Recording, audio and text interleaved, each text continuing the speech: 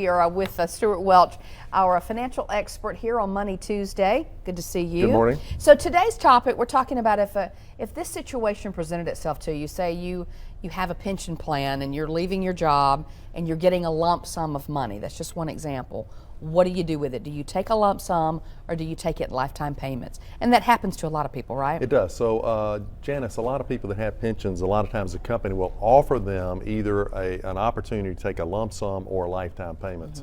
And what we find is a lot of people aren't very thoughtful in the way they make their decisions. So I thought what we'd do is just talk about here are the kind of things that you think about. Okay, is the lump sum oftentimes not as much as because you don't know how long you're going to live, so you're kind of making a decision on do you take a lump sum of money or lifetime payments? Yeah, so lifetime payments generally are going to produce a larger monthly cash flow. If you live a certain amount of time, over time. They start paying a monthly cash flow. So, and if you said, I'm going to take a lump sum and I'm going to take, say, the interest on it or the dividends from it, that amount would be a lot smaller than taking the lifetime payments. And the reason is, with lifetime payments, they're giving you interest and dividends and amortizing your principal over your life expectancy. Okay. So they're using your principal.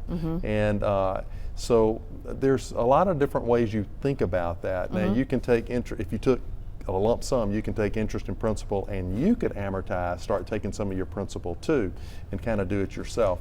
But there's, I think we would normally start with the assumption that we want to take lump sum because I like to control the money. Okay. But then I look at the facts in the case and determine whether there's a reason to maybe consider lifetime payments. So for example, life expectancy. So if you were in poor health, you'd be crazy to take lifetime payments. Right. You'd definitely take lump sum. But if you're like really good health and you have lots of longevity in your family, it might lean you toward, well, I might take the payments over a lifetime. Also, if you have a spouse, if you take lifetime payments and you die, it's done. The deal's over. So if you have a spouse, there's nothing left for the spouse. Okay. But you can take joint life.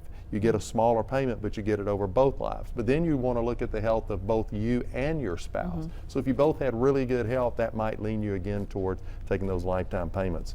So another area is money for heirs. Do you care if there's money left over for, say, your children? If you take payments over a lifetime, that's done.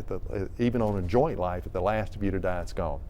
And if you had emergencies, if you've annuitized it, there is no money for emergencies. So those are the kind of things you want to think about. All right, so just something to think about if you're faced with that type of situation, and talk it over with a financial person perhaps and give you a better idea of what to do. That's the plan. All right, good to see you. Thanks, Janet.